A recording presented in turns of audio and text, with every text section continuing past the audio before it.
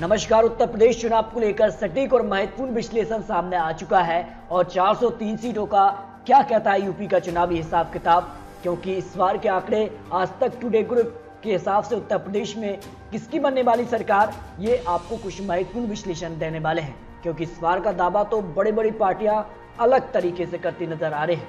तो बीजेपी 300 तक अब पहुंच गई है। बीजेपी यानी जेपी नड्डा जी ने साफ तौर पर कहा है कि उत्तर प्रदेश में 300 सीटें वो जीतने वाले हैं। लेकिन अखिलेश यादव ने तो दावा किया है कि वो 400 सीटें यहां पर जीतने वाले हैं। लेकिन योगी आदित्यनाथ ने भी 300 प्लस सीटों का लक्ष्य उत्तर प्रदेश चुनाव को लेकर चल रहे हैं। जबकि यहां पर प्रियंका गांधी ने अपने सीटों के आंकड़े नहीं खोले हैं। लेकिन उत्तर प्रदेश में आज विधानसभा चुनाव, तो फिर किसकी बनने वाली सरकार और किसके दावे में कितना दम दिखाई दे रहा है, इसको लेकर सटीक और महत्वपूर्ण आंकड़े इंडिया टुडे ग्रुप के माध्यम से निकल कर आते। क्योंकि उत्तर प्रदेश का इतिहास है कि किसी भी पार्टी को लगातार 2 बार सत्ता नसीब नहीं हुई। तो क्या 2022 में ऐसा होने वाला है? इसको लेकर बीजेपी का क्या रणनीति हो सकती है और यहाँ के चुनावी आंकड़े क्या कहते हैं? आखिर चुनावी आंकड़े किसके पक्ष में दिखाई दे रहे हैं?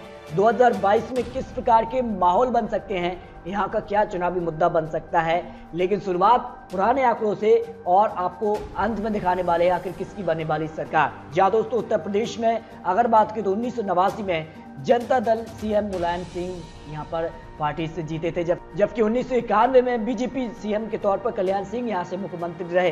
यानी सत्ता यहाँ पर परिवर्तित रही हो, चाहे 2 वर्ष की हो या फिर 5 वर्ष की हो। इसके बाद 1913 में एक बार फिर से यहाँ पर सीएम के तौर पर मुलायम सिंह यहाँ से बने। एक बार फिर से सत्ता परिवर्तन देखने को मिला। 1997 में बीएसपी ने अपनी सरकार बनाई, मायावती जी पहली बार यहाँ पर मुख्यमंत्री बनी। इसके अलावा अगर बात 2002 में समाजवादी पार्टी एक बार फिर से यहाँ पर जीती और मुलायम सिंह यहाँ से मुख्यमंत्री बने। लेकिन सत्ता परिवर्तन एक बार फिर से देखने को मिला। 2007 में यहाँ पर मायावती जी जीती और इसके बाद अगर बात करें फिर सत्ता परिवर्तन देखने को मिला। समाजवादी पार्टी की तरफ से अखिलेश यादव पहली बार मुख्यमंत्री बने और ये पहले मुख्यमंत्री थे जिन्होंने 5 साल का कार्यकाल पूरा किया है। इसके अलावा 2017 में फिर परिवर्तन देखने को मिला और बीजेपी की तरफ से सीएम योगी आदित्यनाथ जी यहाँ पर मुख्यमंत्री बने और ये भी वो मुख्यमंत्री हैं जिन्होंने 5 साल का कार्य लगभग पूरा किया है।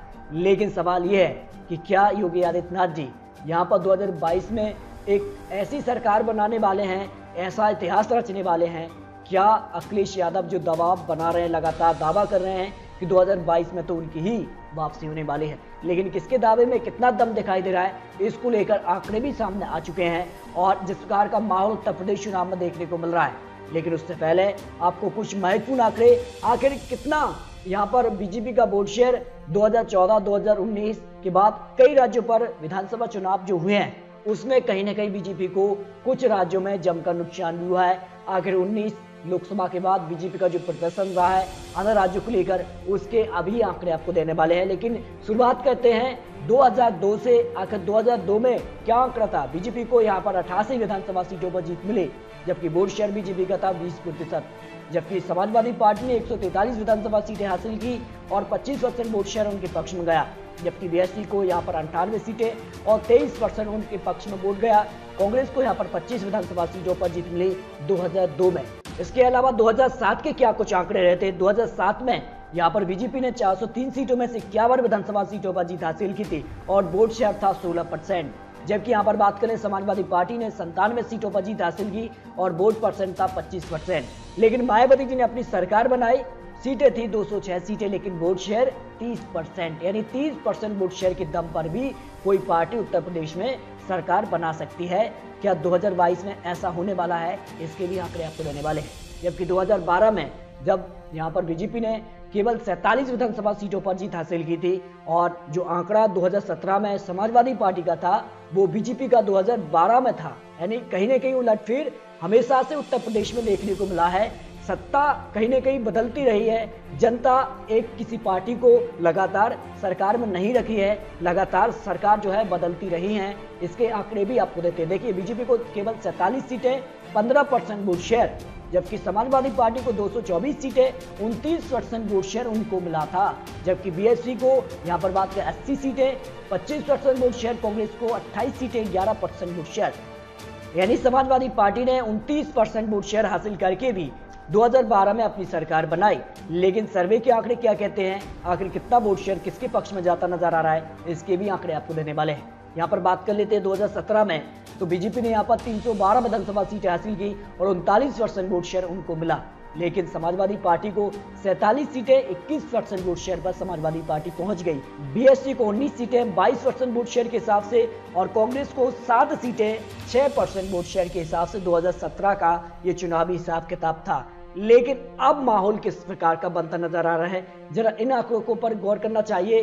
और यहाँ पर 2014 के बाद बीजेपी का जो प्रदर्शन रहा है, जो विधानसभा चुनाव रहे हैं, उस पर गिरावट देखने को मिली है। बात कर लेते हैं असम पर। यहाँ पर बात करें तो यहाँ पर 36% वोट शेयर 2014 चुनाव में, लेकिन विधानसभा चुनाव में ये 29% पर आया। करीब 7% वोट शेयर का अंतर देखने को मिला 2016 में। जबकि 2017 में गुजरात की बात करें तो यहाँ पर भी करीब 11% वोट शेयर का गिरावट देखने को मिली है। जबकि हिमाचल में अगर बात करें तो 2017 में 48% वोट शेयर के साथ यहाँ पर 5% वोट शेयर का गिरावट देखने को मिली। जबकि कर्नाटक की अगर बात करें तो 6% वोट शेयर का यहाँ पर भी कमी देखने को मिली थी। जबकि मध्य प्रदेश में बात करें तो यहाँ पर 13% वोट शेयर का गिरावट देखने को मिली थी। जबकि राजस्थान में ये आंकड़ा 16 तक पहुंच गया था। यानी बात की जाए 2014 के बाद बीजेपी को विधानसभा चुनाव जो हुए हैं उसके वोट शेयर में गिरावट देखने को मिली है। तो लगातार वोट शेयर में गिरावट देखने को मिली है विधानसभा चुनाव में। इसके अलावा 2019 लोकसभा के बाद भी जो राज्यों पर विधानसभा चुनाव हुए हैं उसके आंकड़ों पर भी गौर करते हैं। यहाँ पर बात करते हैं महाराष्ट्र में, तो यहाँ पर 42% वोट शेयर बीजेपी को, यानी 9% वोट शेयर।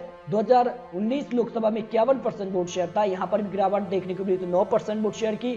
जबकि हरियाणा में आंकड़ा और घटा, 37% वोट शेयर के साथ 21% वोट शेयर की गिरावट देखने को मिली है। जबकि झारखंड में तो बीजेपी ने अपनी सत्ता गंवा दी, महाराष्ट्र में भी सरकार गंवा दी, हरियाणा में दुष्यंत चौटाला के साथ गठबंधन में सरकार है तो यहाँ पर भी बीजेपी को जमकर नुकसान हुआ था। 22% वोट शेयर की गिरावट देखने को मिली। और दिल्ली में तो यहाँ पर अरविंद केजरीवाल ने जमकर टक्कर दी थी और यहाँ पर एक तरफा सरकार बनाई उन्होंने। बिहार में भी बड़ा उलटफेर हुआ है, यहाँ पर भी 38% वोट शेयर यानी 11% वोट शेयर की यहाँ पर भी कमी देखने को मिली है। और यहाँ पर बात की तो बिहार में नीतीश कुमार के साथ गठबंधन में है, यानी औसतन आंकड़ा देखे तो जो भी विधानसभा चुनाव हुए हैं उसमें कहीं न कहीं बीजेपी का वोट शेयर गिरावट देखने को मिली है। यानी लोकसभा चुनाव 2014 और 2019 के बाद जिन भी राज्यों पर विधानसभा चुनाव हुए हैं उनके वोट शेयर में बीजेपी को गिरावट देखने को मिली है। तो क्या 2022 चुनाव में इसका असर देखने को मिलने वाला है, ये भी काफी महत्वपूर्ण होता है। लेकिन बात कर लेते हैं उत्तर प्रदेश चुनाव के लिए, आखिर किस रीजन से कहां से बीजेपी का पलड़ा भारी रहा था। 2017 में अगर बात करें तो पश्चिमी यूपी की 136 सीटों में से बीजेपी को 117 सीटें, समाजवादी पार्टी को 17 सीटें और बीएसपी को यहां पर 14 सीटें, कांग्रेस को 2 सीटों पर ही संतुष्ट करना पड़ा था। जबकि यूपी के लिए 2017 के लिए पूर्वी यूपी का चुनावी क्या गणित था, यहाँ के क्या नतीजे रहे थे।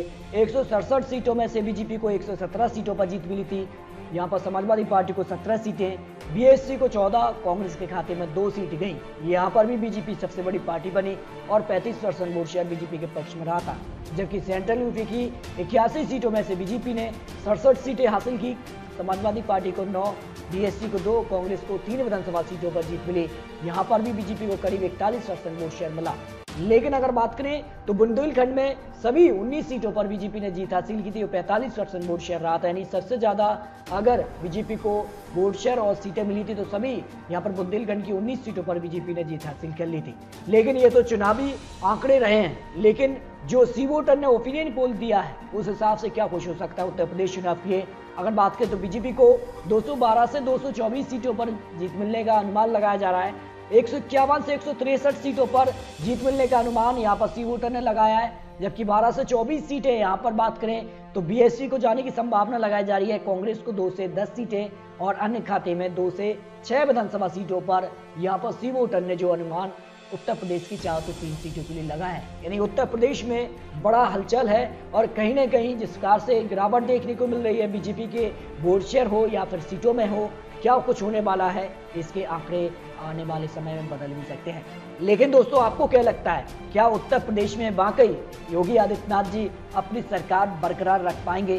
क्या वो इतिहास यहाँ पर एक बार फिर से बदल पाएंगे उत्तर प्रदेश चुनाव के लिए? क्योंकि यूपी का इतिहास है कि किसी भी सरकार को लगातार 2 बार मुख्यमंत्री नहीं बना पाए।